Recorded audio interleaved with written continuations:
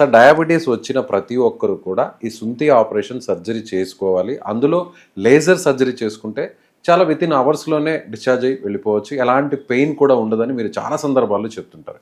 ఎందుకు పదే పదే ఈ విషయాన్ని చెప్తున్నారు చెప్పండి ప్లీజ్. సో ఈ డయాబెటీస్ వచ్చిన వాళ్ళు చూసుకుంటే కనుక, ఎస్పెషల్లీ మగవారిలో చూసుకుంటే కనుక, అంగం ముందరున్న చర్మం ఏదైతే ఉందో అది టైట్ అయిపోతుంది. ఎందుకు వస్తుంది ఇట్లా అంటే కనుక, మనం మూత్రం పోసినప్పుడు షుగర్స్ ఉంటాయి కదా, ఆ షుగర్స్ అంగం యొక్క ముందరున్న చర్మాన్ని అతుక్కోవడం అనేది జరుగుతుంది. మామూలుగానే అంగం యొక్క ముందరున్న చర్మం ఏదైతే ఉందో వెనక్కి ఫ్రీగా మూవ్ కావాలి, మనం వెనక్కి అనగానే ఫ్రీగా మూవ్ అవ్వాలి.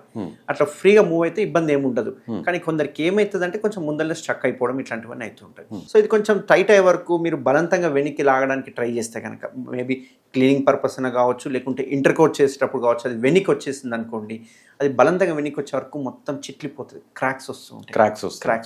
ఆ క్రాక్స్ వచ్చిన ఆగానే వాళ్ళకి విపరీతమైన మంట ఉంటుంది, నొప్పి ఉంటుంది. అంతేకాకుండా అందులో నుంచి సెకండరీ ఇన్ఫెక్షన్స్, బ్యాక్టీరియా ఎంటర్ అయిపోయి అక్కడ ఒక రకమైన తెల్లటి జిగురు లాంటిది రావడం జరుగుతుంది, ఫంగల్ ఇన్ఫెక్షన్స్.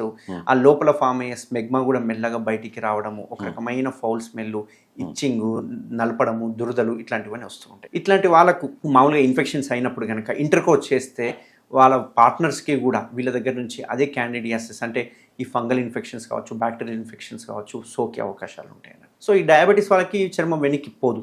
ఎప్పుడైతే అట్లా వెనక్కి పోకపోవడం వల్ల మెల్లగా టైట్ అయిపోయి చివరికి మూత్రం కూడా బంద్ అయిపోతుంది.